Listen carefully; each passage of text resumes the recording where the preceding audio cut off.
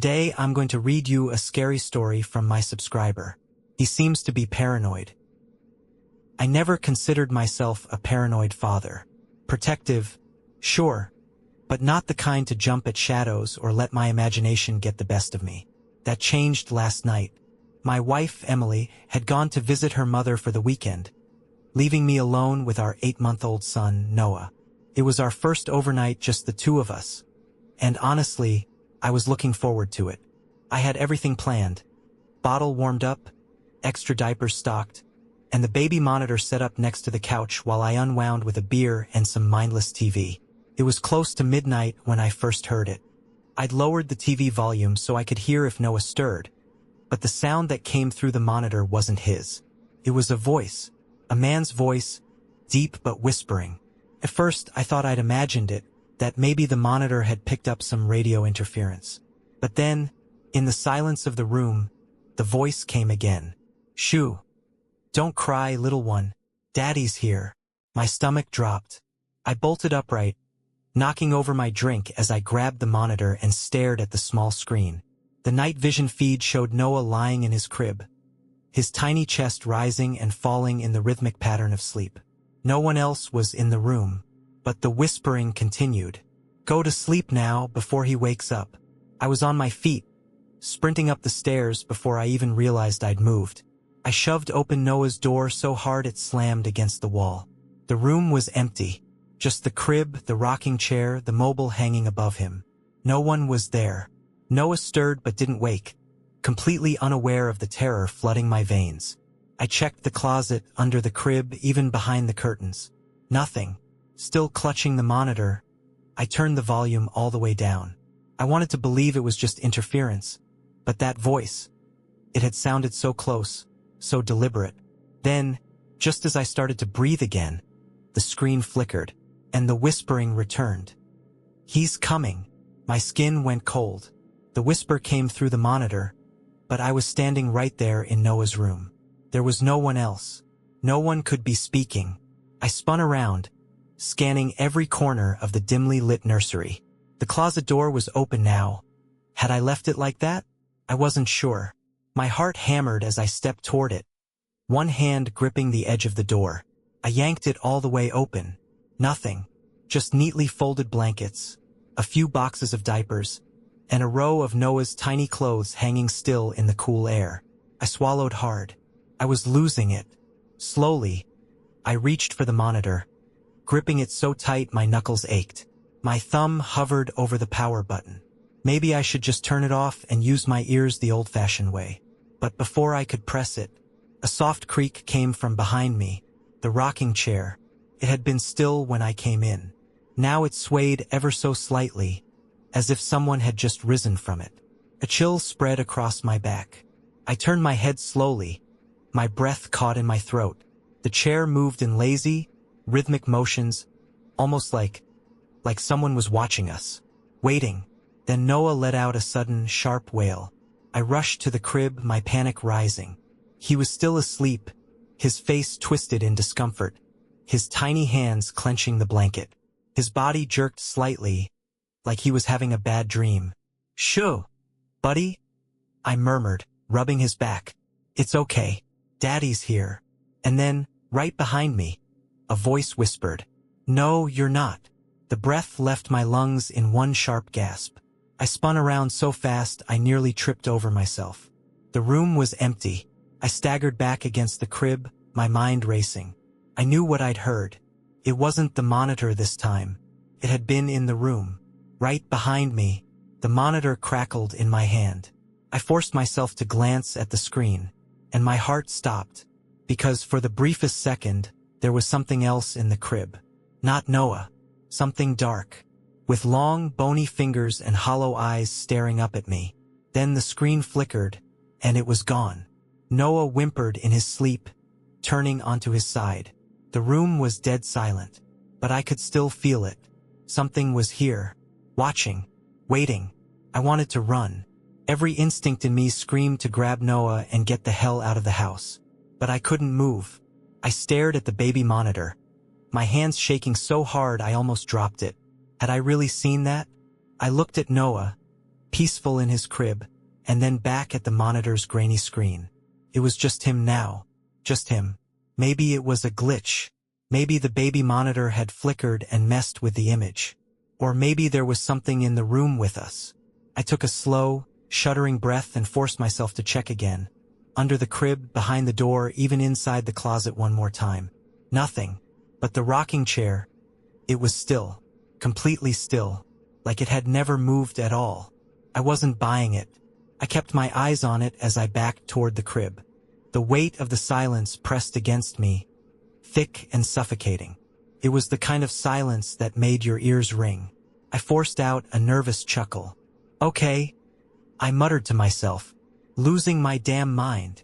Then Noah jerked awake with a shriek.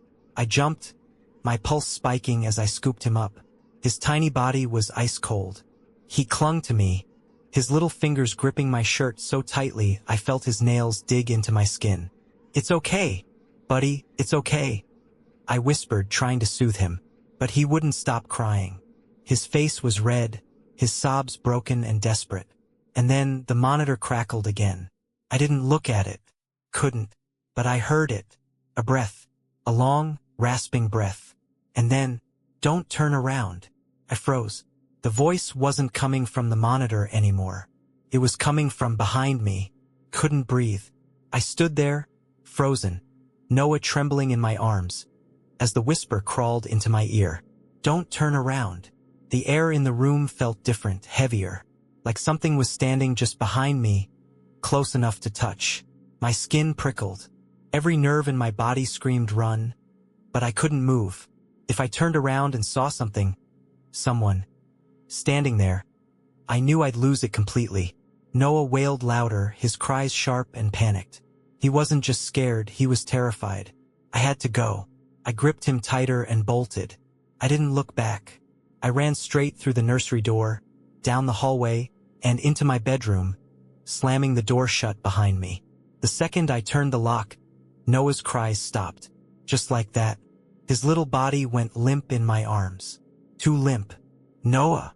I gasped, holding him up. His eyes were open, but he wasn't looking at me. He was staring over my shoulder, at the door. And then he did something that made my blood turn to ice. He giggled. Not a normal baby laugh. A slow, unnatural giggle, almost deliberate. A chill swept over me. My hands started to shake. "Noah?" I whispered. His tiny lips parted, and in a voice that wasn't his, he whispered, "He found us." Something slammed against the bedroom door. Hard. I nearly dropped Noah as I stumbled backward. The entire doorframe shuddered from the impact. Another bang. And another. Something was trying to get in. I backed up to the bed, clutching my son, my heart hammering so hard I thought I might pass out. Then, just as suddenly as it started, the banging stopped.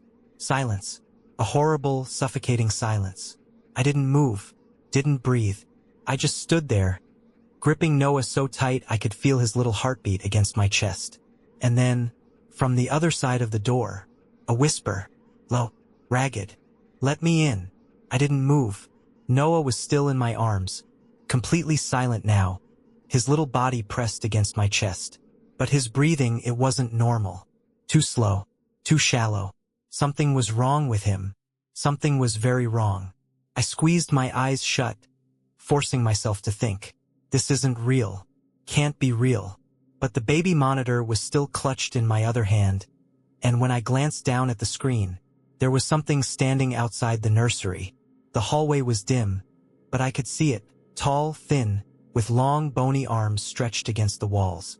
Its face was just a hole, a yawning black void where its mouth should be. It stood right outside my bedroom door. I almost dropped the monitor. The knob rattled. I jumped back against the bed. Holding Noah so tightly, he let out a tiny whimper. The thing outside the door heard him.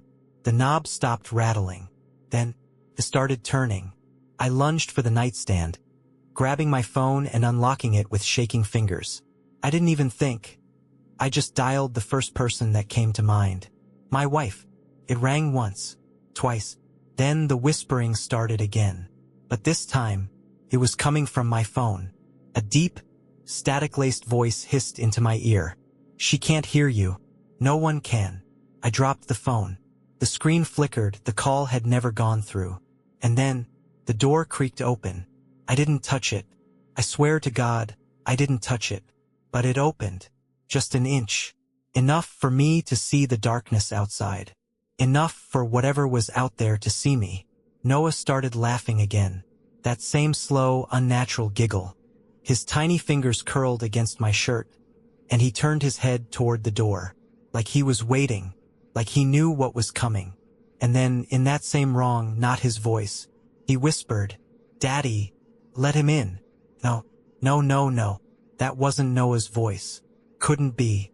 It was deeper, too clear for an 8-month-old. But I heard it, and the damn door was still opening. I backed up, gripping Noah so tight I could feel his tiny ribs under my fingers. My breath hitched as the gap in the door widened, inch by inch. Beyond it, only darkness. A deep, suffocating black that shouldn't have been there. Our hallway wasn't that dark. We always left the bathroom light on for late-night feedings. But now it was just a void. I couldn't see the walls, couldn't see the floor, couldn't see what was standing there. But I felt it. The air was thick, electric, like standing outside during a lightning storm. My ears rang.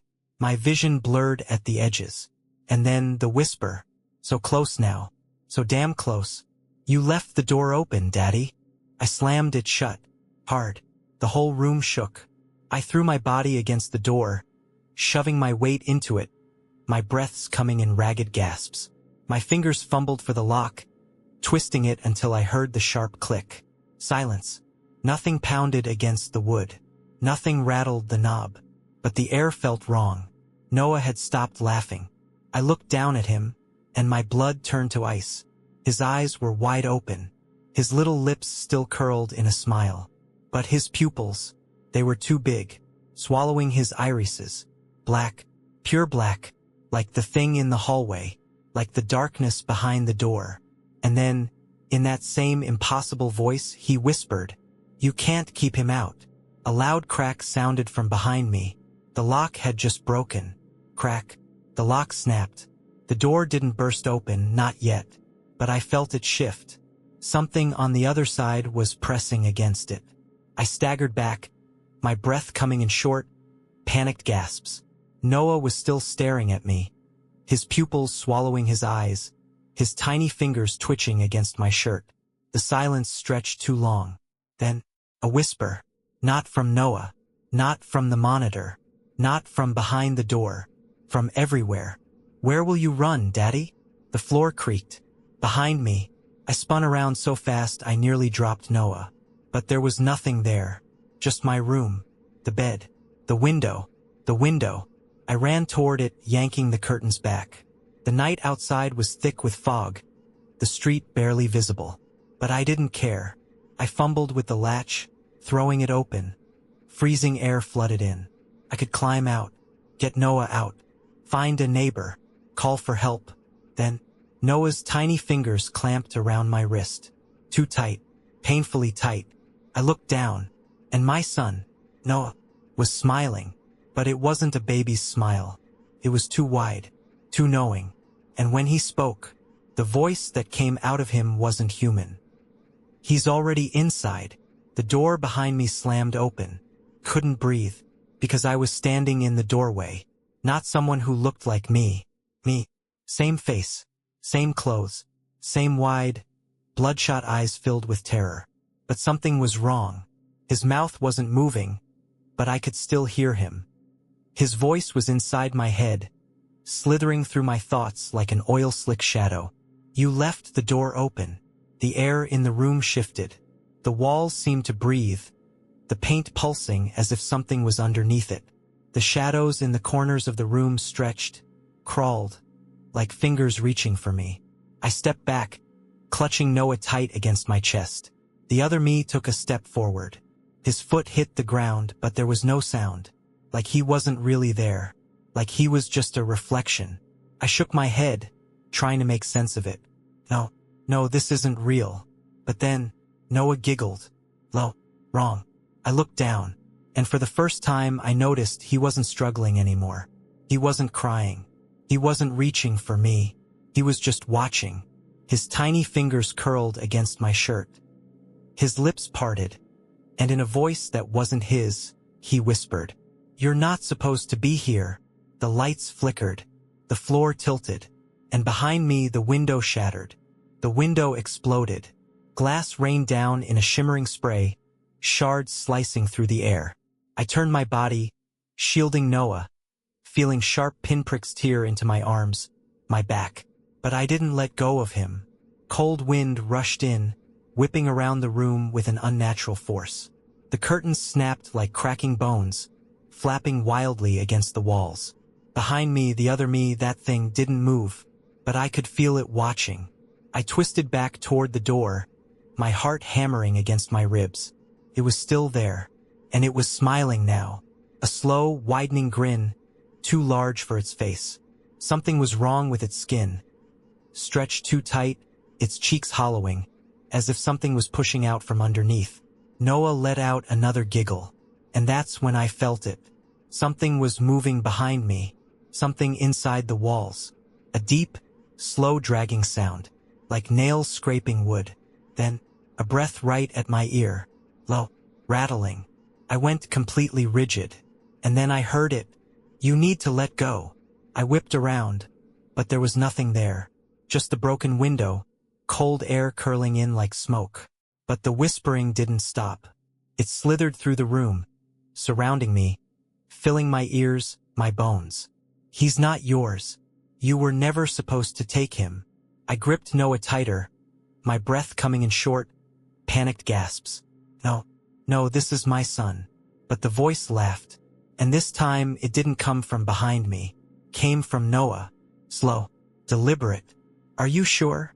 The wind died, the room went still, and in the silence I did something I never should have done.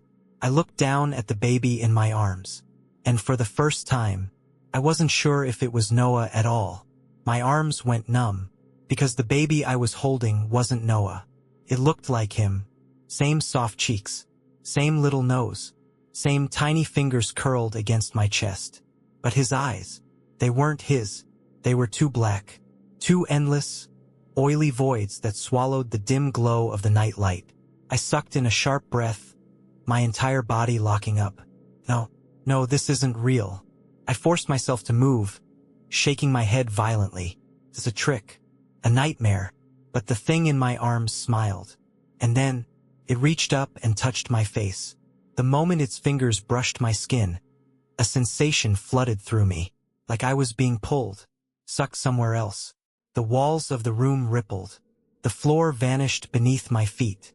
And suddenly, I was standing somewhere else entirely. The nursery. But it wasn't my nursery. The crib was there. The rocking chair. The mobile spinning lazily overhead. But everything was wrong. The wallpaper was peeling. The walls were too tall. The shadows in the corners of the room weren't still. And then I saw the other crib, tucked into the farthest corner, half hidden in the dark. Something was inside it, small, curled up.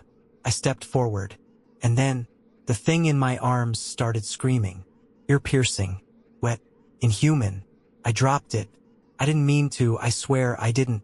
But the second it left my arms, it hit the floor like a sack of wet meat, and then started laughing. Not a baby's laugh, a deep, guttural chuckle. Then a whisper, slithering from the dark crib. "You took the wrong one." The shadows in the corner rushed toward me, and I woke up screaming. I woke up gasping for air.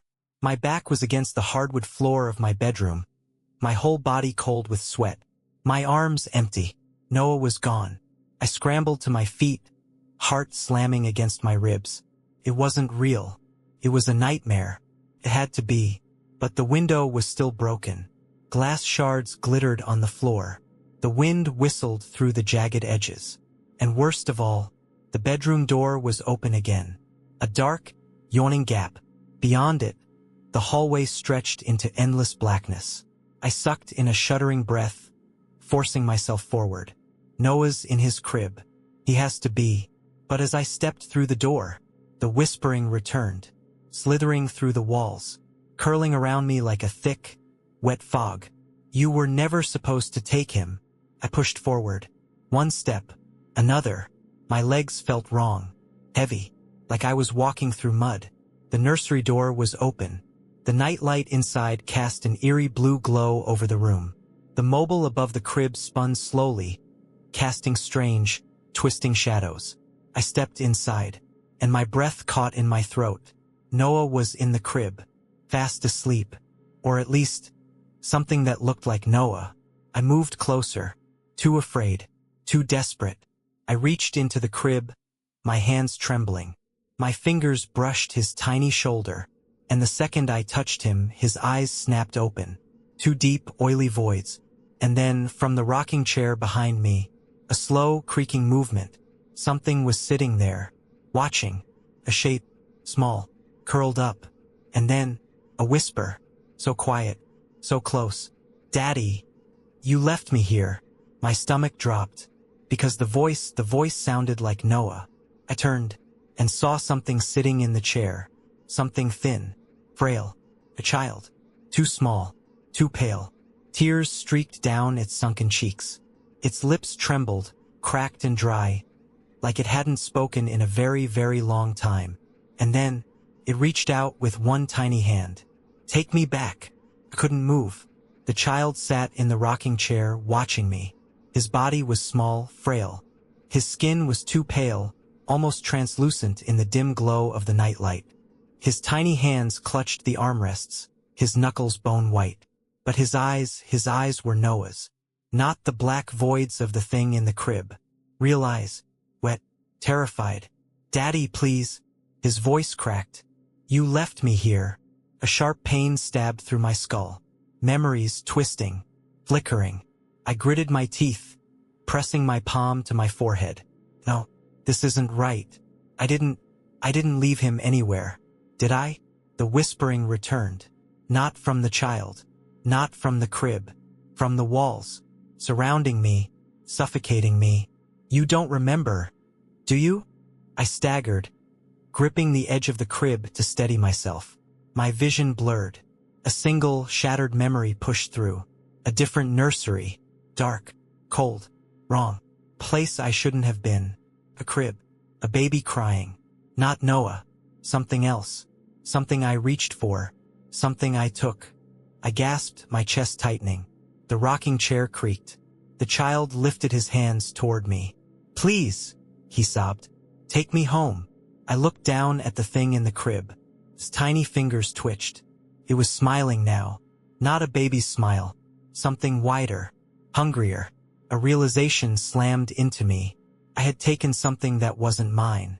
And in doing so, I had left my real son behind. The air thickened. The walls breathed, and the thing in the crib moved. It stretched, limbs too long, skin rippling like something beneath it was shifting. Its lips peeled back in a grin, rows of small, needle-like teeth glinting in the dim light. I staggered back. My pulse slammed against my ribs. The child in the rocking chair reached for me, desperate, trembling. "Daddy, please, don't leave me here." My chest tightened. I knew. This thing in the crib, it wasn't my son.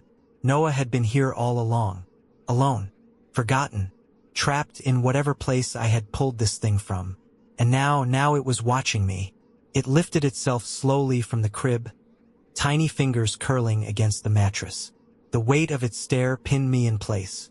And then, in a voice that was too wet, too deep, it whispered, "You don't want him back." I moved, fast. I lunged for the rocking chair, grabbing the frail child in my arms. His body was warm, real, his small hands clutching at my shirt as he sobbed against my chest. "I've got you, buddy. I've got you." The whispering turned to shrieking.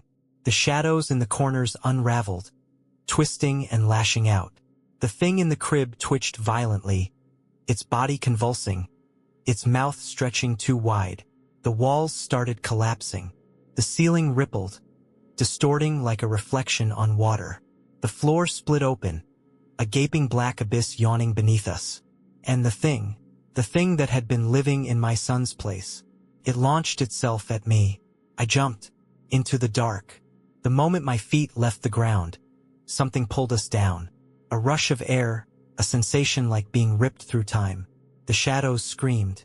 The floor swallowed us whole. And then, silence. I woke up on the nursery floor. The real nursery. My nursery. The wind was gone. The walls were still. The rocking chair sat motionless in the corner. And Noah, my Noah, was curled against my chest, his tiny fingers clutching my shirt, his breath warm and steady against my skin. His eyes were brown again. I let out a shaky breath, pulling him closer, feeling his heartbeat against mine. And then, a noise, a soft, distant static. I turned. The baby monitor sat on the dresser, the screen still on, fuzzy, flickering. And then, for just a second, I saw it, the crib, the dark nursery, and something small, pale, and hollow-eyed staring out from inside it. A voice thin, distant, fading. "Daddy, don't leave me here." The screen blinked out, and the whispering finally stopped.